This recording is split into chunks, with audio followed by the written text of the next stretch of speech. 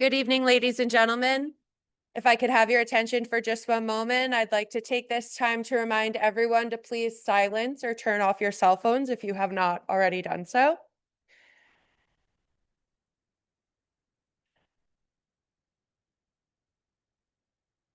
I'd like to welcome you all to this evening's services, and we're going to begin the services with Oscar. If you could please come up. Oscar.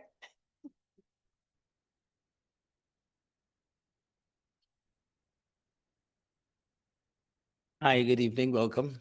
I've never been the first for anything. I'm second born. I don't know why to put me here first, but thank you for coming.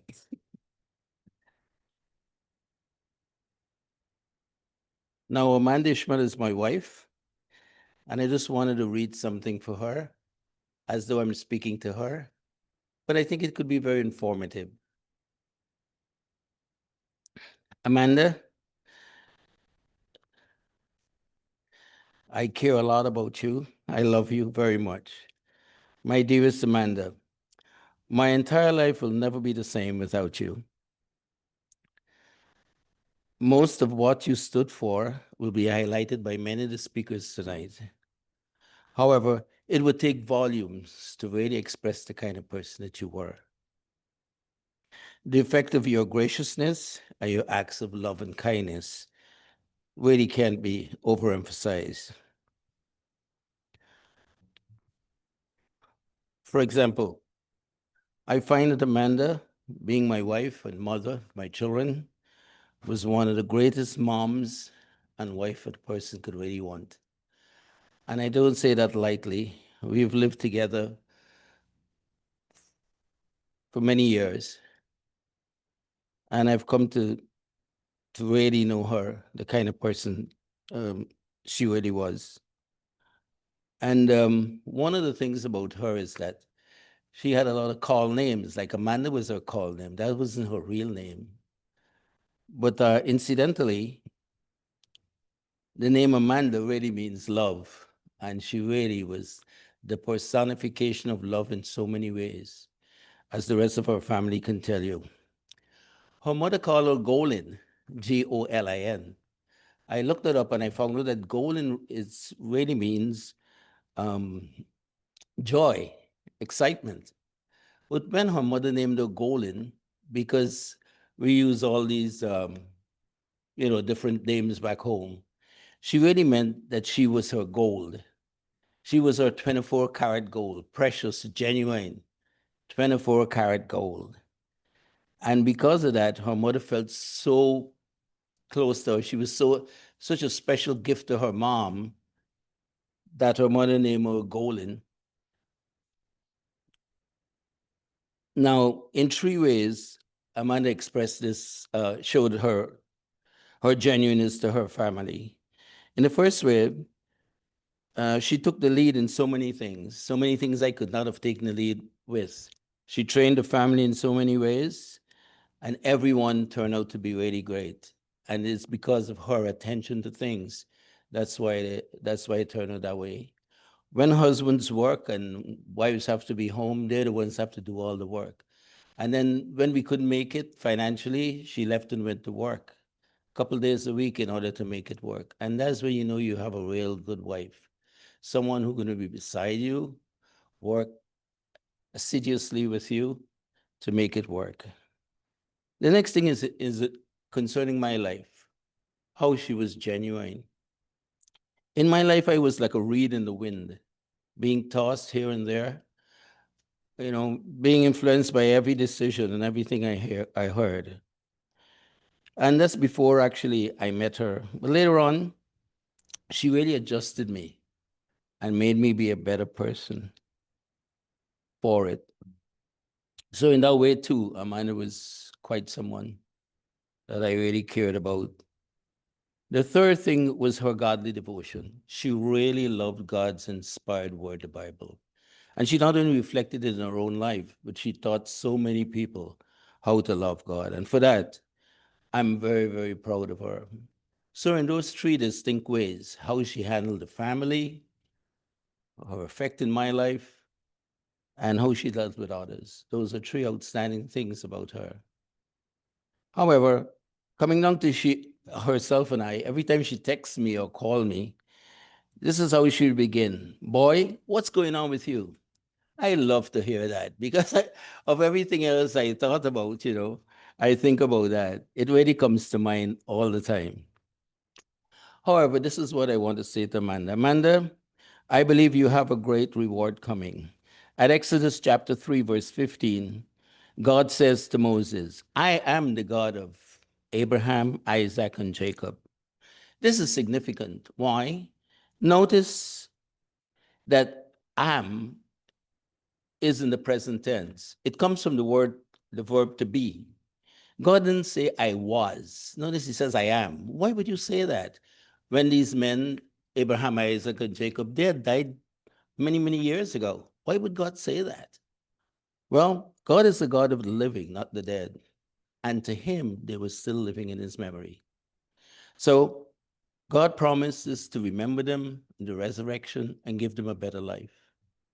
Amanda, you can be assured that God will remember you too, in the same way you remember those righteous ones.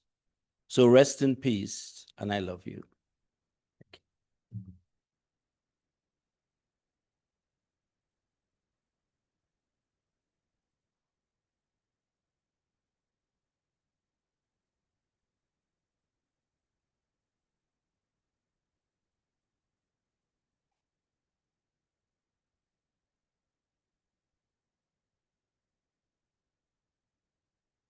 Good evening, everyone.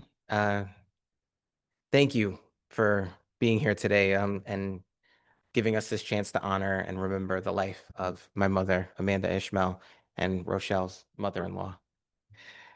If I had to sum up my mother in one word, it would have to be family. Mom lived and breathed for her family. Her values were rooted in a very strong foundation, and she inherited that ever since her upbringing in Guyana. She always told us that she used to wake up every morning gathering fruits and vegetables from the farm just to bring it to the marketplace. And she did that all before school started. That was the kind of work ethic she had. And that was her way to make us get up in the morning to get out of bed. And it wasn't just a routine for her. It was more of a way of life. And it taught her discipline, it taught her sacrifice and the value of hard work. And these are all the lessons that she carried with her all the way to America. We actually learned a lot more about that journey thanks to Kara's niece, actually. She actually interviewed Mom, and we found out just how rigorous that task was of coming to America. It gave an open window into her quiet strength. Even though she was a trained accountant before she even came to the country, She didn't complain. She didn't ask for shortcuts. She rolled up her sleeves and began working. She actually started working with her sisters in a belt factory to collect enough money so that she could take the certification exam to become a certified accountant. She showed us every day what it looked like to work and how hard we had to work. But her strength wasn't in just what she did. It was also in the way that she loved. I remember one time when Ro and I had COVID, we were quarantined and isolated, and we had to stay away from everybody, blah, blah, blah. Out of nowhere, we hear like a really loud bang at the door. And I'm like, oh my goodness, Ro, is the CDC here? We didn't know what it was. So I come to the front door, I look down, and there's a steaming pot of like soup there, just right there. And I'm like, what? And it had to be hot because it's September. All right. This isn't like in the winter months, it's September. And I look up and she's already in the car. My mom wasn't taking any chances. She's in the car waving to us like, she's like, oh, take the soup. I made it for you. The windows are down. She's yelling from the car, like, I got it for you. You're gonna be fine. Get some rest. But it was such a small gesture, but it really meant the world to us that she'd break any rule just to make sure that her family was taken care of. It didn't matter. She wasn't going to listen to man's rule, that she was going to follow what was in her heart and what was the right thing to do. And that's the kind of person that we here today honor. So I want to say thank you, Mom. Thank you for every lesson that you taught, every laugh that we had, every bowl of soup that you brought, every hour you gave to us without asking for anything in return. You taught our family the value of hard work, patience, and most of all, love. And Rochelle always said from the first day that she met Mom, she always felt safe. It was like stepping into the arms of someone that really loved her. She called her very affectionately. The two of them gave nicknames to each other. She used to call her Miss Amanda. And it was basically out of love and deep respect. And it grew into something more personal. Their relationship became one of trust and comfort and genuine connection. Rochelle often told me that around Mom, she never felt like she had to pretend. That was just the kind of person Mom was. You could come to her with any problem, and it never threw her. She just knew how to adjust. You know, I guess when you have 4 children, you got to learn to do that really well. So we gave her a lot of training. But that kind of unconditional acceptance is rare, and it's one of the things we'll miss most about Mom. So we will carry all these lessons with you forever. Thank you, Mom. Love you.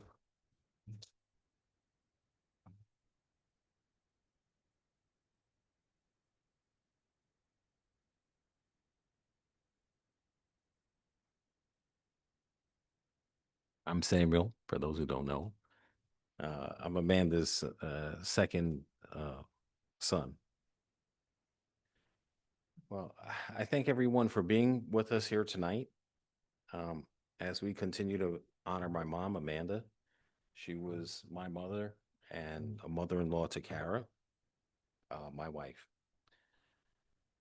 We just wanted to share a few memories, just to speak to how special she was and how deeply she lived her values of hard work, family, and love. As her son, it's hard to put into words how much I'll miss my mom. She wasn't just a mother, she was my guide, my example, my constant. She had this quiet way of showing up for me again and again without needing any recognition. Whether it was helping with the house, dropping off food when we were sick, or just checking in with a simple, "You good?" Both me and my wife had many "you good" texts over the last couple months. She was always there. I'll miss her voice, her laugh, her strength, and the way she made everything feel like it was going to be okay, even when it wasn't. Life feels very different now that she is no longer a part of it. But I know that her lessons and her love will always stay with me forever.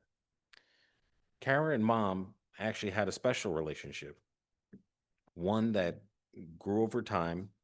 It was built on love, mutual respect, and as everyone knows, sparkles. They they both had a thing for rhinestones, sequins, anything that shimmered. Oh my goodness, as you can see from her dress tonight. Oh my goodness. It's a small detail, but she appreciated both the beauty, warmth, and a little extra joy in the everyday things that she was a part of. Kara always felt deeply accepted by mom, not just welcomed into the family, but truly seen and valued.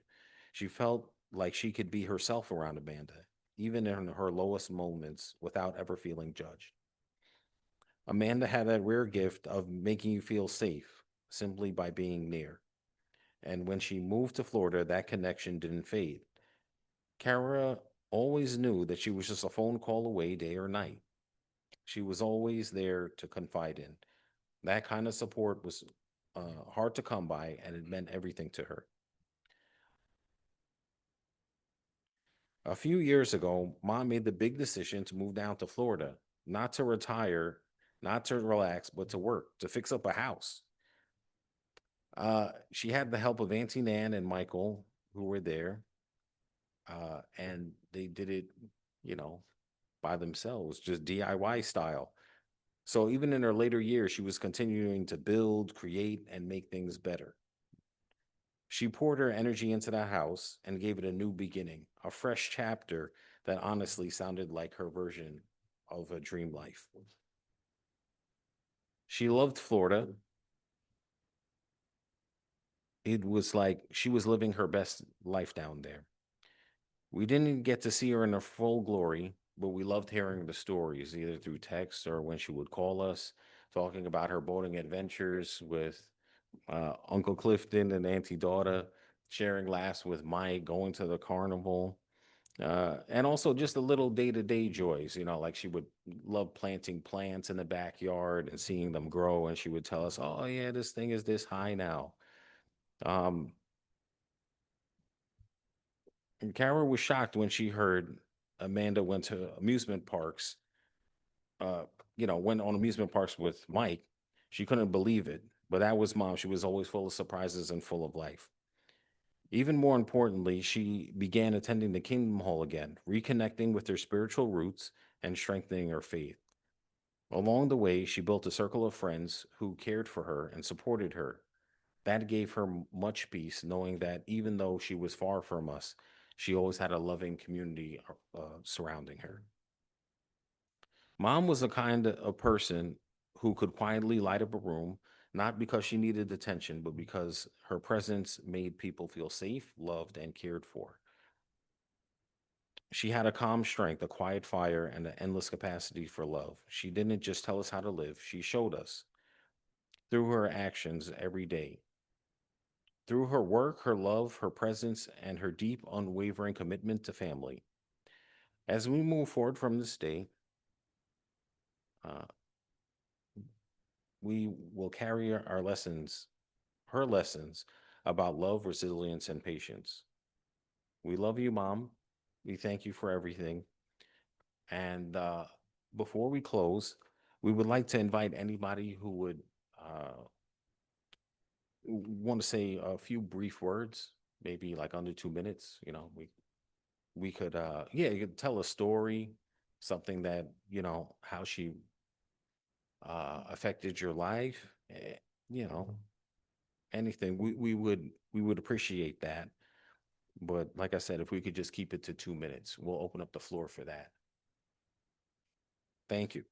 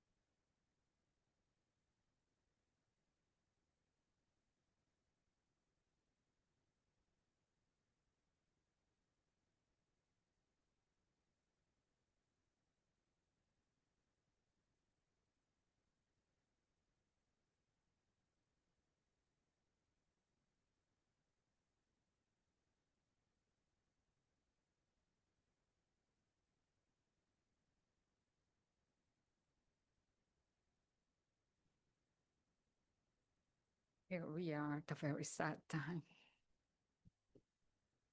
I wish I could tell you more about how much we loved our sister.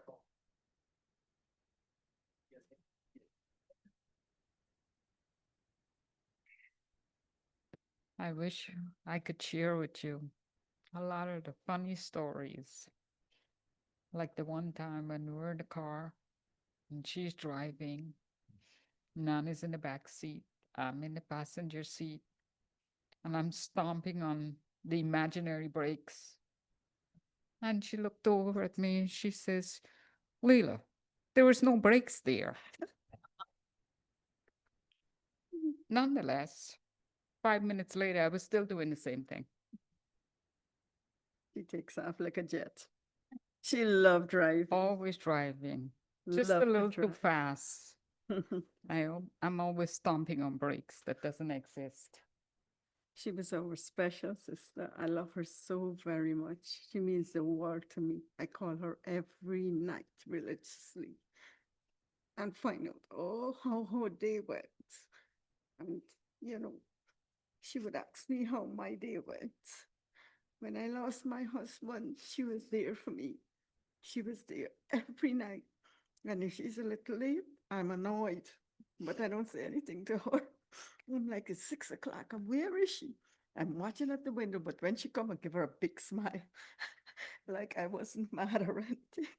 But I miss my husband, but I hate being alone. And she was the one to fill that gap. She was always there, always, always, always.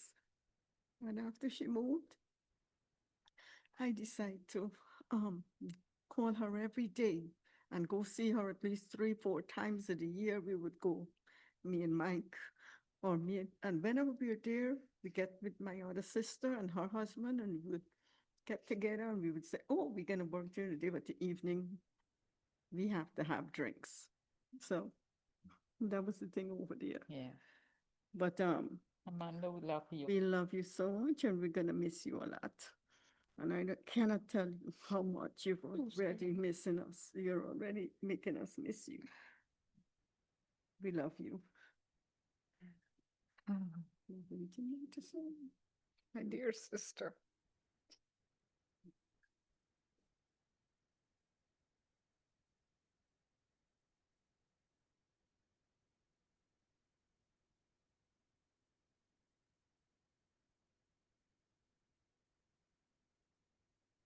Hi, everyone.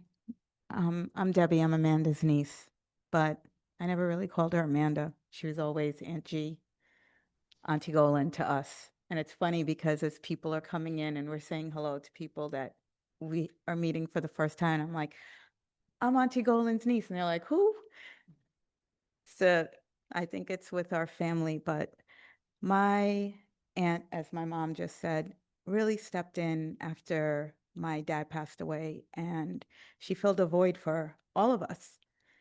And her, her kindness was something that radiated out. Like, my husband and I got married 3 years ago, and I remember because we decided we were going to get married in the city, and it was right after COVID, and it was all these things, and Aunt G is there, and she decided to wear the silver dress that she's wearing tonight. I encouraged that because she liked bling. And she's like, listen, you got to go over and get dressed with Auntie Leela.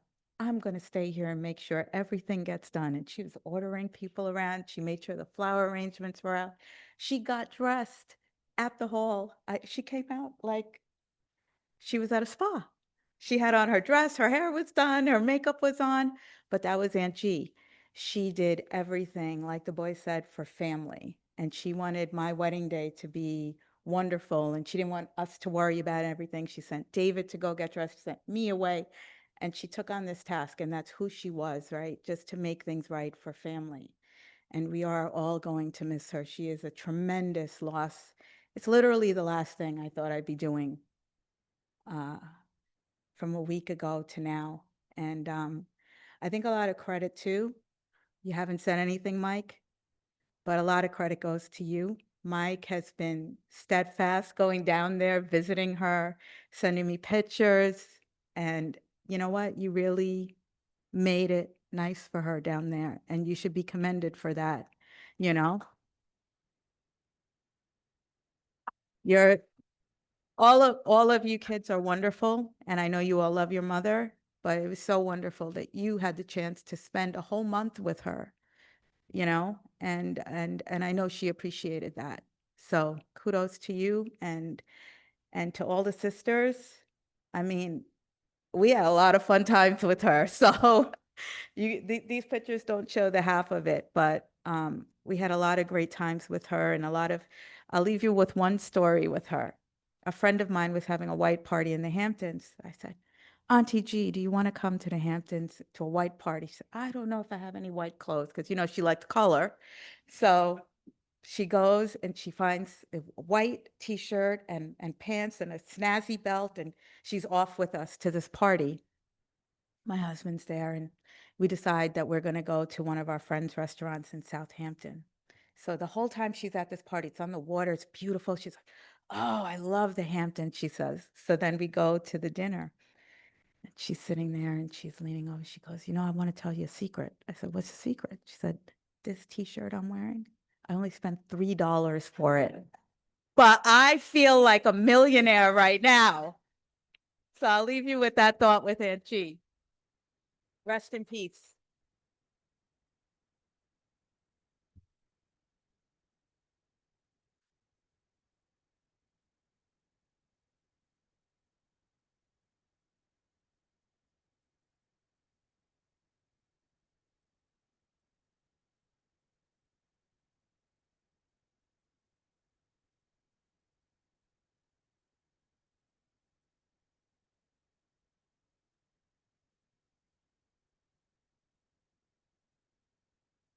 Well, we thank you for everybody who shared tonight.